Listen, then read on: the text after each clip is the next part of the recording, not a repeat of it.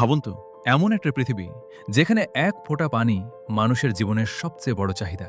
মানুষ বেঁচে আছে ঠিকই, কিন্তু সেই বেঁচে থাকা যেন প্রতিদিনের এক অবিরাম সংগ্রাম। ঘর আছে, কাজ আছে, কিন্তু তৃষ্ণা মেটানোর মতো এক ফোঁটা পানিও নেই।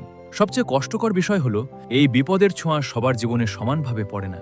যাদের টাকা আছে, ক্ষমতা আছে, তারা যেন আলাদা এক নিরাপদ জগতে বাস করছে।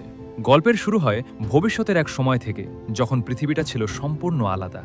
এই সময় আমরা দেখি হোম টাউনের এক পরিবারকে। পরিবারের কর্তা জন একজন সাধারণ কৃষক, যার ছিল অনেক জমিজমা। কিন্তু সময়ের নিষ্ঠুরতায় পানির অভাবে সেই জমিগুলো এখন শুকনো ও প্রাণহীন। এক ফোঁটা পানির অভাবে তার সব স্বপ্ন যেন মাটির সাথে মিশে গেছে। জনের সবচেয়ে বড় অসহায়ত্ব হলো তার কাছে এত অর্থ নেই যে সে উচ্চমূল্যে পানি কিনে জমিতে সেচ দিবে।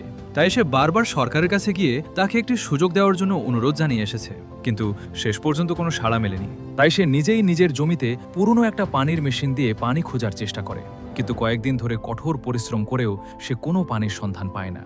এর মধ্যে তার পানি তোলার মেশিনটাও মাঝে মাঝে কাজ করা বন্ধ করে দেয়। তারপর হঠাৎ একদিন সেই মেশিনটি চুরি করার উদ্দেশ্যে দুইজন চোর আসে। তবে জোন আগেই তাদের আগমনের খবর পেয়ে যায়। দ্রুত দৌড়ে গিয়ে নিজের একটি বন্দুক নিয়ে এসে তাদের দিকে তাক করে। মৃত্যুর সামনে দেখে চোরেরা নানা অজুহাত দেখাতে শুরু করে। জন তাদের অবস্থা দেখে কিছুটা দয়া অনুভব করে এবং তাদের পানি দেওয়ার কথা ভাবে। কিন্তু ঠিক সেই মুহূর্তেই একটি চোরও বন্দুক বের করে।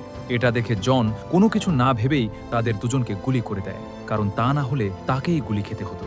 অর্থাৎ পানির সংকট এতটাই ভয়াবহ হয়ে উঠেছে যে মানুষ এক ফোঁটা পানির জন্য একে অপরের জীবন নিতে একটুও ভাবছে না। যাই হোক, পরের দিন জন তার ছেলে জিরোকে নিয়ে পানি আনতে গেলে সেখানে তার ম্যাক্স নামের এক ব্যক্তির সাথে পরিচয় হয়।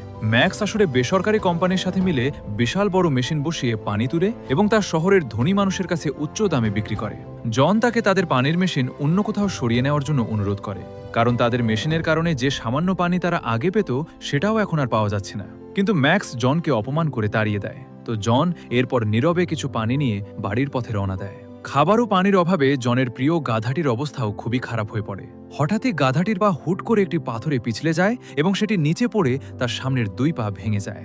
অসহায় গাধাটি আগে ক্ষুধা ও তৃষ্ণায় দুর্বল হয়ে পড়েছিল, এখন আবার এই অসহনীয় যন্ত্রণায় কাতরাতে থাকা প্রাণীটিকে এই কষ্ট থেকে মুক্তি দিতে শেষমেশ জন অনিচ্ছা সত্ত্বেও তাকে মেরে ফেলে। এরপর দুজনে বাড়ি ফিরে আসে। সেখানে জনের মেয়ে মেরিকে দেখা যায় যে মাটি দিয়ে বাসন পরিষ্কার করছিল।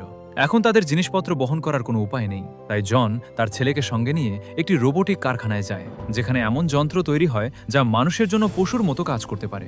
সেদিন সেখানে প্রথমবার এমন একটি রোবট তৈরি হয়েছিল যা মানুষের জন্য সব ধরনের শারীরিক কাজ করতে পারে। তাই সেটিকে ঘিরে সবার নিলাম শুরু হয়। সেখানে ফ্লেম নামের একজন যে কোনোভাবে রোবটটি পাওয়ার জন্য মরিয়া ছিল, কিন্তু জন তার চেয়ে বেশি দর দিয়ে সেটি নিজের করে নেয়, যা ফ্লেমের মধ্যে তীব্র ক্ষোভ তৈরি করে। এরপর জন তার ছেলেকে নিয়ে হাসপাতালে যায় তার স্ত্রী কার্লিনের সঙ্গে দেখা করতে। কিছুদিন আগে একটি দুর্ঘটনায় কার্লিন গুরুতর অসুস্থ হয়ে পড়েছিল, আর এখন একটি বিশেষ ফ্রেমের সাহায্যে সে বেঁচে আছে। কিন্তু সেই ফ্রেম কেনার মতো সামর্থ্য জনের নেই, তাই তাকে হাসপাতালেই থাকতে হচ্ছে এবং পুরো পরিবার সেখানেই তাকে দেখতে আসে। তো তারপর বাবা ছেলে বাড়ির পথে রওনা দিলে পথে তাদের সঙ্গে রুবি নামের এক নারীর দেখা হয়, যে কিনা খাবার ও পানির অভাবে চরম দুর্দশায় দিন কাটাচ্ছিল। তাই নিজের সন্তানকে বিক্রি করার জন্য রাস্তায় দাঁড়িয়েছিল। তো এরপর আবার পরের দিন জন জানতে পারে যে তার কেনা রোবোটিক সেই গাধাটি চুরি হয়ে গেছে। মুভিটির বাকি অংশ খুবই রোমাঞ্চকর হতে যাচ্ছে, তাই মিস করতে না চাইলে তাড়াতাড়ি সাবস্ক্রাইব করে সেকেন্ড পার্ট লিখে কমেন্ট করো।